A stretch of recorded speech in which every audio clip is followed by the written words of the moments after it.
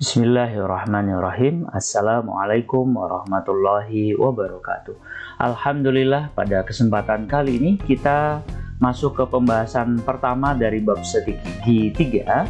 Di sini sebagai pengantar sebelum kita membahas materi yaitu penyajian data ya. Oke, kita lanjut saja ya. Untuk menyelidiki atau meneliti suatu masalah, tentu diperlukan banyak sekali informasi, seperti informasi yang ada di sekitar kita. Nah, dari sekian banyak informasi tersebut, tentu tidak semua informasi kita butuhkan untuk menyelesaikan suatu masalah tersebut, ya kan? Nah, misalkan kita ambil nih informasi yang biru, yang hijau, dan juga yang berwarna emas ini. Nah, kumpulan informasi inilah yang kita sebut sebagai data, ya. Nah, data merupakan kumpulan informasi yang diperlukan, ya. Jadi kalau tidak diperlukan, tidak diambil, ya, untuk memecahkan masalah atau untuk mendapatkan gambaran suatu keadaan. Itulah data ya. Nah, proses dalam mengumpulkan informasi tersebut atau proses pengumpulan data tersebut, inilah sebagai langkah penting ya. Langkah penting dalam sebuah ilmu ya, dalam sebuah ilmu statistika. Di sini dalam pengumpulan data bisa dilakukan dengan cara angket atau kuesioner, atau dengan cara wawancara atau interview, dan bisa juga dengan cara observasi atau pengamatan. Nah, setelah datanya terkumpul ya melalui 3 cara ini, maka dilakukan langkah selanjutnya, yaitu langkah penyajian data. Penyajian data bisa dalam bentuk diagram atau grafik, atau data juga bisa disajikan dalam bentuk tabel ya. Nah, kita lihat yang pertama nih ya. Pengumpulan data. Coba kita pahami satu persatu secara singkat saja ya. Kegiatan pengumpulan data ini ya merupakan langkah pengerjaan yang sangat amat penting dalam statistika, karena statistika ini selalu bersandar pada data. Nah, dalam pengumpulan data dapat dilakukan ya dengan cara yang pertama nih, angket atau kuesioner ya. Angket atau kuesioner ini adalah daftar pertanyaan atau pernyataan yang diberikan kepada sekelompok orang dengan maksud agar orang tersebut bersedia memberikan respon terhadap angket tersebut. Nah, oleh karena itu, orang yang memberikan respon itu disebut dengan responden ya. Orang yang memberikan respon itu disebut dengan responden. Nah, pada pengumpulan data dengan menggunakan metode angket ini, peneliti atau pengumpul data tidak perlu bertatapan muka langsung ya dengan responden tadi. Jadi cukup pengumpulan data dilakukan dengan cara tertulis ya, dengan menyebar angket. Nah, jadi responden nanti cukup menulis saja berhadapan langsung dengan angket seperti ini.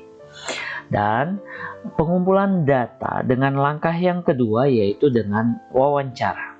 Nah, untuk kebutuhan pengumpulan data dengan wawancara ini, maka kegiatannya dilakukan dengan cara tanya jawab secara lisan ya, untuk memperoleh informasi yang berlangsung antara narasumber dengan pewawancara. Nah, di sini tentu saja sebagai pengumpul data kita perlu menyiapkan materi tertulis ya sebagai pedoman wawancara. Selanjutnya, pengumpulan data dapat dilakukan dengan cara observasi atau pengamatan, yaitu Pengumpulan data dilakukan dengan pengamatan langsung di lapangan, ya. Begitu. Nah, itulah 3 langkah pengumpulan data. Nah, sekarang dari proses pengumpulan data, kemudian proses menyajikan data dengan bentuk diagram dan tabel, inilah yang disebut dengan statistika. Nah, jadi statistika itu apa? Ya, statistika itu adalah sebuah ilmu, ya, yang mempelajari tentang proses pengolahan dan analisis data hingga penarikan kesimpulan dan keputusan yang akurat. Nah, itu ya. Nah, tentu teman-teman bisa nih membedakan antara statistika dengan statistik. Nah, statistik itu sendiri adalah kumpulan data atau informasi dalam bentuk angka maupun bukan angka, ya. Nah, jadi statistik itu informasi atau data dalam bentuk angka maupun bukan angka mengenai suatu masalah, di mana data tersebut dapat memberikan gambaran mengenai masalah tersebut. Oke ya. Dan pada pengumpulan data dengan metode angket, kemudian apa tadi, wawancara dan observasi, itulah statistika, ya. Nah, sekarang seiring dengan perkembangan ilmu pengetahuan, statistika telah diterapkan dalam berbagai disiplin ilmu, baik ilmu alam, ilmu sosial, bidang ekonomi, ataupun teknik.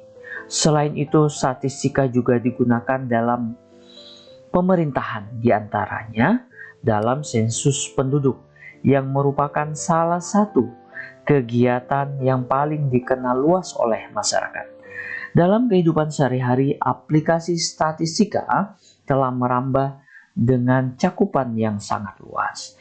Misalkan, pada jajak pendapat, ya, pada jajak pendapat atau polling yang biasa dilakukan atau diselenggarakan oleh lembaga survei, ya. Nah, seperti pada contoh ini ada Populicenter, CSIS, itu salah satu bentuk